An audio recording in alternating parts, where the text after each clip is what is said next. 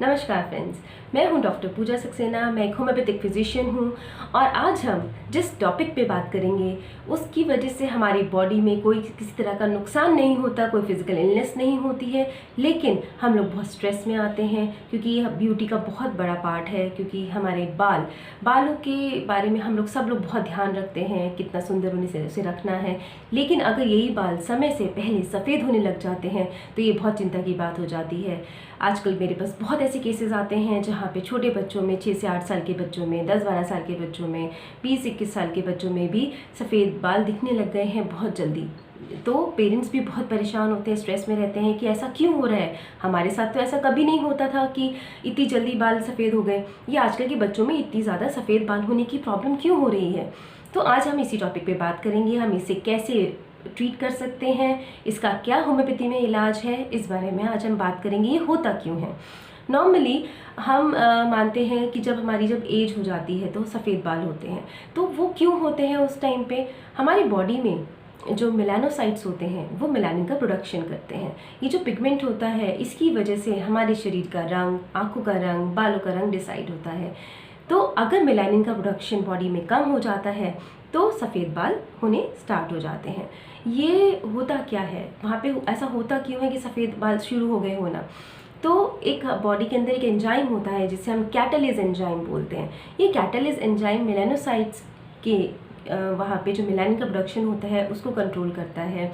वहाँ पे हमारी स्कैल्प में H2O2 का प्रोडक्शन होता है, तो वो उसको ब्रेक डाउन करने का काम करता है। वो उसे हाइड्रोजन एंड ऑक्सीजन में ब्रेक डाउन करता है, डिग्रेड करता है, जिसकी वजह से वहाँ पे एंटीऑक्सीडेंट एक्टिविटी होती है और वो मेलानोसाइट्स को डेड नहीं होने देता और उसकी ग्रेइंग नहीं होती उससे बालों की।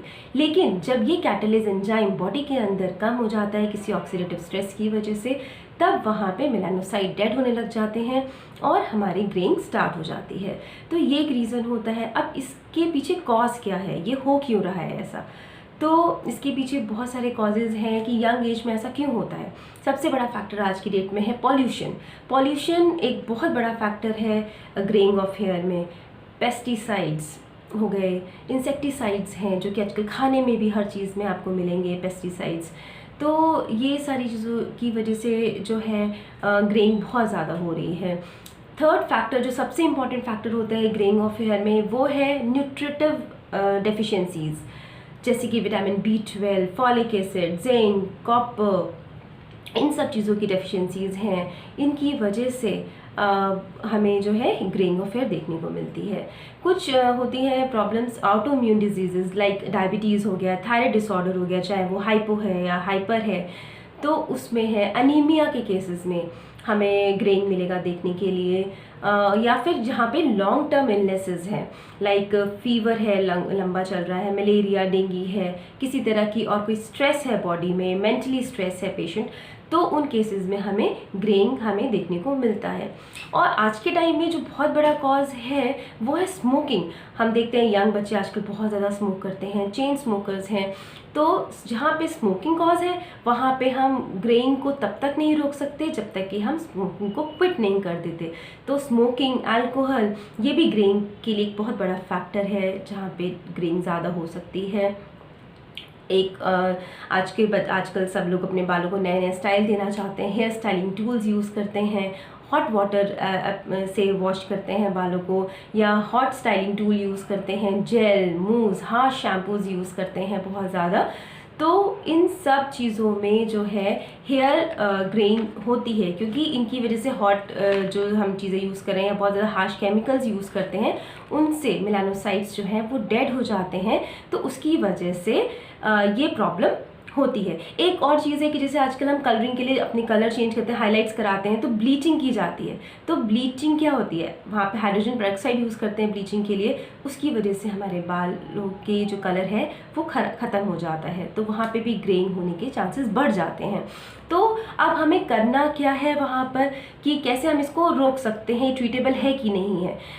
जो ग्रेइंग ऑफ हेयर है वो ट्रीटेबल है, लेकिन अगर हमारे बाल ग्रेइंग हो गई है, वहाँ पे स्टार्ट हो गई है जिन बालों में, उनको हम नहीं ठीक कर सकते। लेकिन हम जो ग्रेइंग आगे नहीं हो, बाकी के बालों में ग्रेइंग नहीं हो, उसे हम स्लो डाउन कर सकते हैं। तो अब हमें क्या करना है वहाँ पे, एक तो हमें पॉल्यूशन से बचाना है, उसके लिए अपने हेयर को हमें कवर अप करके रखना है, हेलमेट यूज़ करना है, गर्ल्स स्कार्फ्स यूज़ कर सकती हैं, ये चीज़ हमें ध्यान रखनी है। सेकंड चीज़ क्या है, हमें वाटर इंटेक बहुत अच्छी लेनी है। हमारी बॉडी में एसिडिटी बहुत ज़्यादा रहेगी अगर हमारा पानी कम लेवल कम होगा, तो हमें वाटर इंटेक अपना बहुत अच्छे से बढ़ाना है। हमें न्यूट्रिशन पे ध्यान देना है, जो सबसे बड़ा फैक्टर है इस चीज़ में, न्यूट्रिशन, क्योंकि न्यूट्रिटिव वैल्यूज़ कम होने की वजह से हेयर ग्रेइंग सबसे ज़्यादा मिलती है। अगर हम टेस्ट कराते हैं ऐसे पेशेंट्स के, तो फॉलिक एसिड उनका कम होता है, विटामिन B12 बहुत कम मिलता है, विटामिन D बहुत ज़्यादा केसेस में हमने देखा है कम होता है, कैल्शियम की कमी होती है बॉडी में। तो हमें इन सब चीज़ों का ध्यान रखना है। ये सब चीज़ें किन चीज़ों से मिलती हैं ज़्यादा, लीफी ग्रीन वेजिटेबल्स हो गए, लेग्यूम्स हो गए, प्रोटीन है जैसे नट्स हो गए, ओमेगा 3 जिनमें ज़्यादा है, वॉलनट बहुत अच्छा है, विटामिन C हमें बहुत अच्छी प्रचुर मात्रा में लेना है। विटामिन C के लिए मैंने अपने हेयर फॉल के वीडियो में बताया था, आंवला के लिए आंवला हम यूज़ कर सकते हैं। इसमें आंवला हम किसी भी फॉर्म में खा सकते हैं, कच्चा ले सकते हैं, अपनी दाल सब्जियों में डाल के यूज़ कर सकते हैं। जिनको ये प्रॉब्लम है वो बहुत ज़्यादा इस चीज़ को यूज़ कीजिए, क्योंकि उससे ग्रेइंग रुकती है। ये खाने की चीज़ों पे हमें ध्यान रखना है। एक हमें पैक्ड जो फूड होते हैं उन्हें बिल्कुल बंद करना है, प्रोसेस फूड बिल्कुल बंद करना है, प्लास्टिक की चीज़ों में हमें खाना गर्म नहीं करना है, फास्ट फूड हो गए, एरिएटेड ड्रिंक्स हो गई, इन सब चीज़ों को बिल्कुल आप जितना अवॉइड कर सकते कीजिए। वंस इन अ वाइल कोई प्रॉब्लम नहीं है, लेकिन आप इतना रेगुलर में उन्हें मत खाइए, इनसे ग्रेइंग बढ़ सकती है आपकी। इन चीज़ों का हमें बहुत ज़्यादा ध्यान रखना है।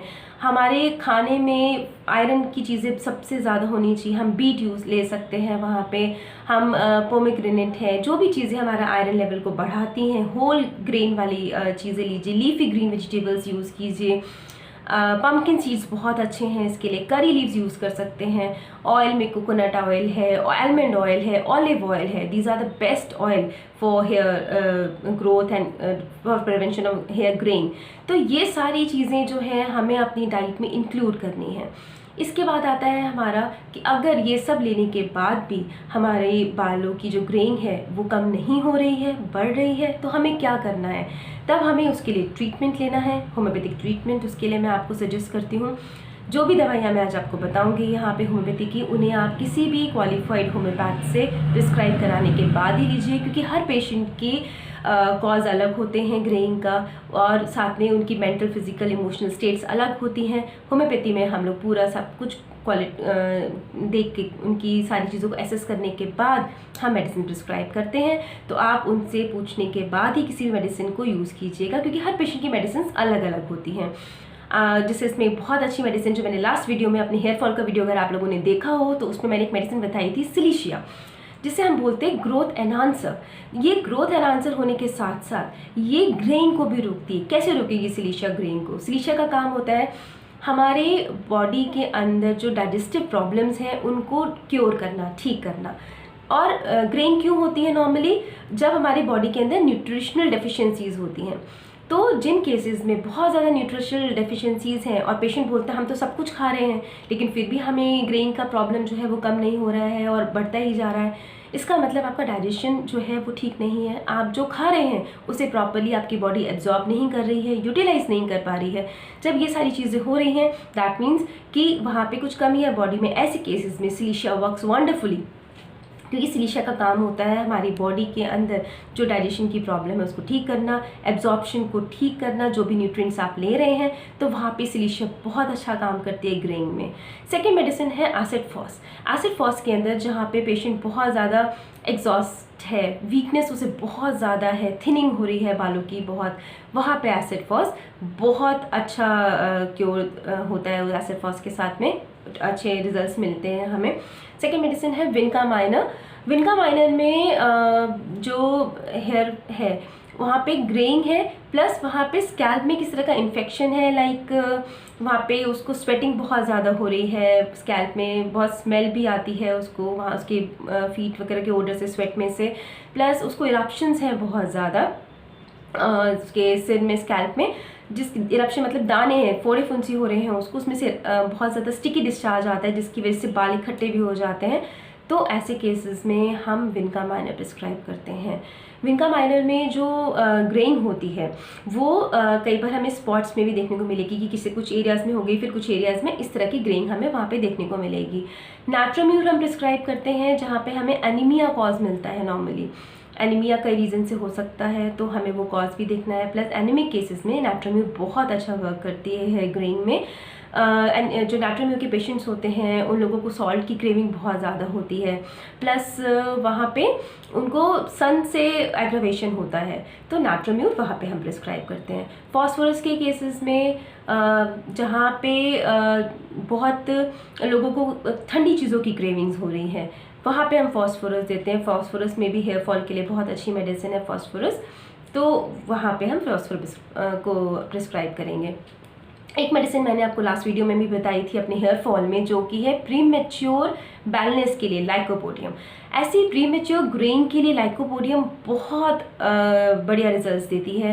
लाइकोपोडियम में हेयर फॉल बहुत ज़्यादा है, डैंड्रफ है, गैस्ट्रिक प्रॉब्लम्स भी हैं, कॉन्स्टिपेशन है पेशेंट को बहुत ज़्यादा, या उसको गैस की प्रॉब्लम बहुत ज़्यादा है, पेशेंट में लैक ऑफ कॉन्फिडेंस है, तो उन सब केसेस में लाइकोपोडियम वर्क्स वंडरफुली।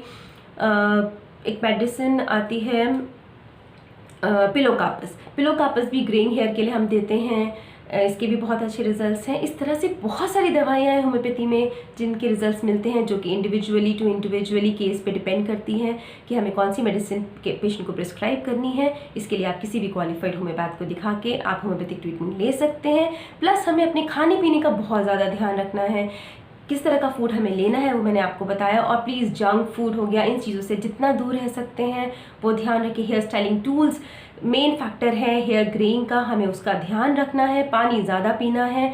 इन सब चीज़ों के साथ आप अपनी ग्रेइंग को स्लो डाउन कर सकते हैं।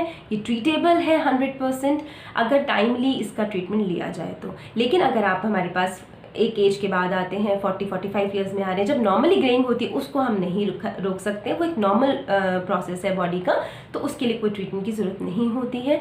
तो इसके साथ ही मैं अपना ये वीडियो यहीं पे ख़त्म करती हूँ। अगर आपको मेरा वीडियो अच्छा लगा हो, मेरी बातें अच्छी लगी हों, तो मेरे वीडियो को लाइक कीजिए प्लीज़, और मेरे चैनल को सब्सक्राइब कीजिए और इसे शेयर भी कीजिए। नमस्कार।